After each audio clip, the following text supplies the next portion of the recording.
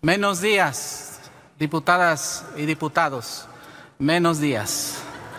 Les queda un suspiro de 3 años, senadoras y senadores, reconociendo al presidente Obrador que dará apoyos casa por casa, sin intermediarios, no como en los tiempos del panista Yunes y del priista Duarte, directo a los damnificados. Ya no es negocio la desgracia de la gente. De lo de Anaya, que comparezca Anaya, ¿cuál es el miedo? ¿Alguien sabe si Anaya es luchador social, defensor de derechos humanos, ambientalista o algo parecido? No, es un político corrupto. En México no hay, bajo este gobierno, presos políticos. Hay políticos presos por corruptos. Al ladrón, al ladrón, al ladrón, gritan en la Organización de Estados Americanos los dirigentes del PRI, del PAN y del PRD. ¿Cómo? Si son ellos los que forman parte de la banda de malhechores de cuello blanco en este país, ¿con qué autoridad moral van a denunciar al exterior los opositores de la Cuarta Transformación? ¿Qué no dicen defender las instituciones de la nación? ¿Quieren el injerencismo? ¿Lo promueven? ¿Vendepatrias? Hasta pensé que habían ido a denunciar el llamado Pacto por México. Lo cierto es que es muy difícil para ustedes ser opositores solo por ser opositores, cuando no tienen proyecto y menos aún principios e ideales. ¿No que muy defensores de los órganos autónomos? ¿Qué no son órganos autónomos de la Fiscalía General de la República y las fiscalías estatales? Procedan, pero procedan en México. Le apuestan a la politiquería, hasta la politiquería internacional, puro argüende. Antes de empezar, diputado Adame, yo venía en son de paz, pero por si las dudas quiero dividir en 2 intervenciones de 5 minutos mi participación. ¿Consecutivamente?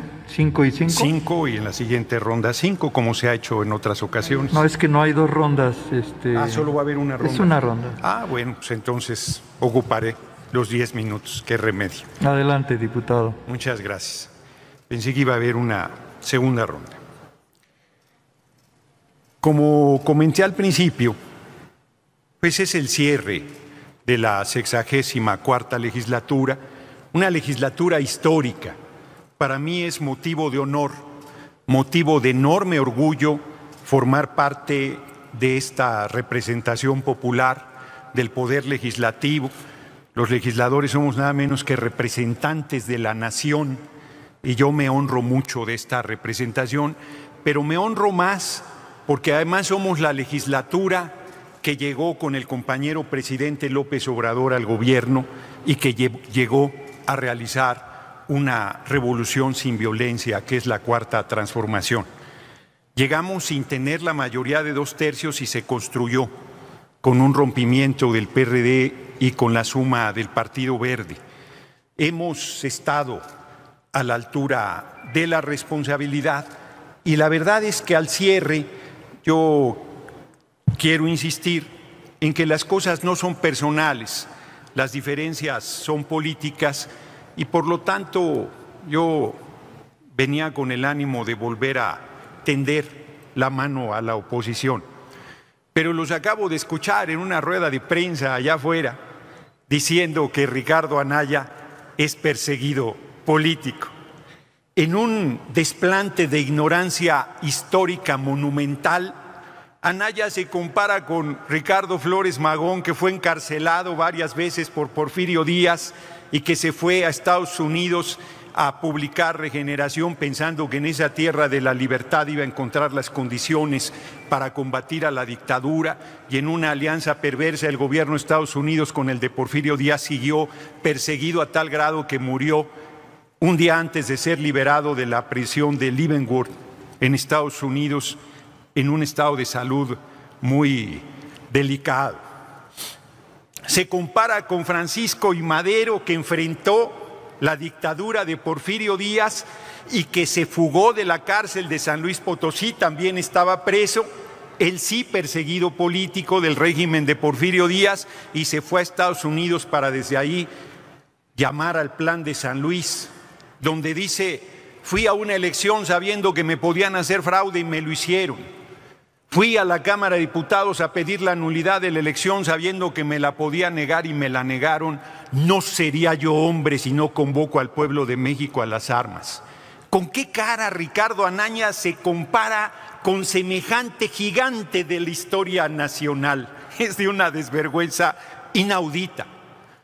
O con Benito Juárez García. Ahí sí se les pasó la mano a los paniaguados. Se le pasó la mano a Ricardo Anaya. Benito Juárez García, que estuvo preso en San Juan de Ulúa por enfrentar al dictador de Antonio López de Santa Anna, que junto con Melchor Ocampo estuvieron en la pobreza más absoluta en Nueva Orleans, produciendo a mano cigarros puros, ganando apenas para salir adelante, y que cuando el gran olvidado de la historia del país, Juan Álvarez, general guerrerense, se levantó contra la dictadura con la revolución de Ayutla, apenas tuvieron condiciones, regresaron a apoyar la lucha de liberación de nuestra patria.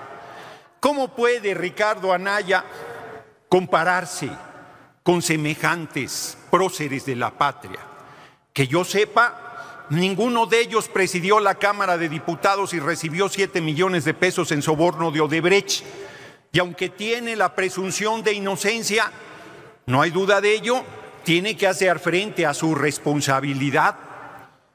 Dice que su estancia en Atlanta, porque me imagino que se fue a su casa de Atlanta, será breve. Yo le digo que esta revolución sin violencia va a durar muchos años en el gobierno y me temo que su estancia no será breve.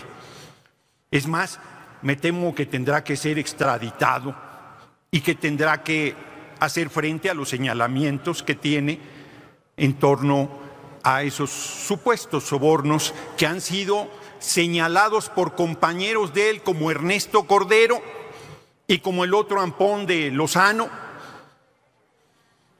que, bueno, Lozoya, que ese no era su compañero, aunque bueno, ahora sí ya son compañeros el PRI y el PAN. Entonces, ¿cómo pueden hablar de persecución cuando el compañero presidente sufrió persecución? Cuando el compañero presidente en carne propia vivió los atropellos de estos regímenes. Yo no me cansaré de recordarle al PRD que tiene más de 600 personas asesinadas por los regímenes del PRI y el PAN, y hoy van a la OEA junto con el PRI y el PAN a lloriquear diciendo que fuimos apoyados por el narco. ¡Qué desvergüenza! Ellos que sí han tenido vínculos con el narco, el comandante Borolas, cuando usurpó la presidencia ligado al Chapo Guzmán,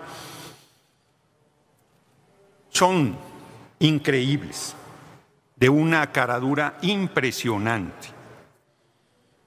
Entonces, y bueno, que dicen que estamos atacando la democracia porque no estamos de acuerdo con ese INE y ese tribunal absolutamente facciosos, que ahora quieren arrebatarle el triunfo a esa extraordinaria compañera que es Laida Sansores, gobernadora electa de Campeche. Tienen que respetar el voto de la ciudadanía. Ya ha sido bastante con los atracos que han hecho de varias diputaciones federales.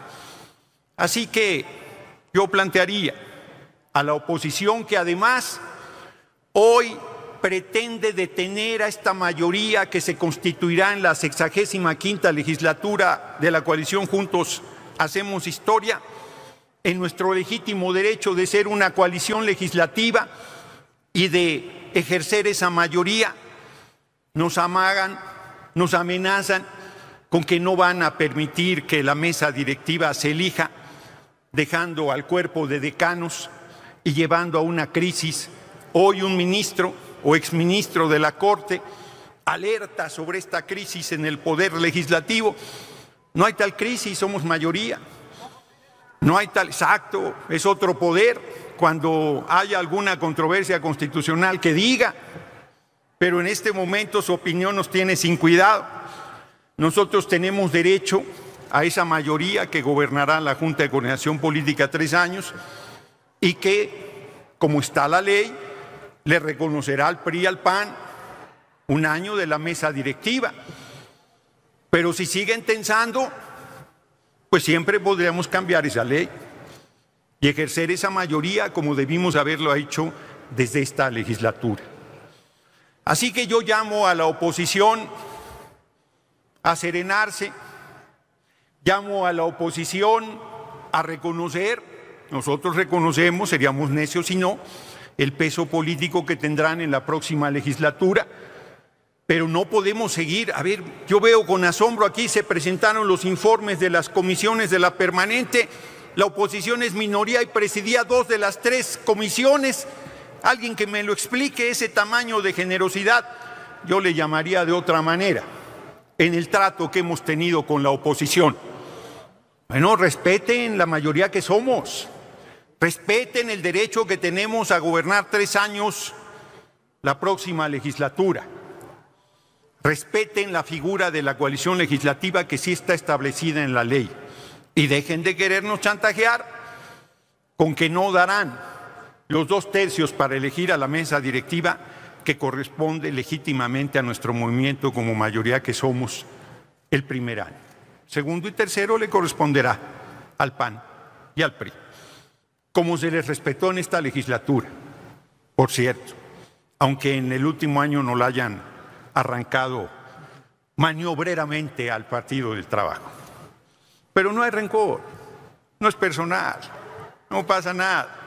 Nosotros seguiremos haciendo política en beneficio de nuestro pueblo. Seguiremos apoyando al compañero presidente López Obrador. No le gustó a la derecha mi intervención anterior donde hice un fuerte elogio merecido al compañero presidente.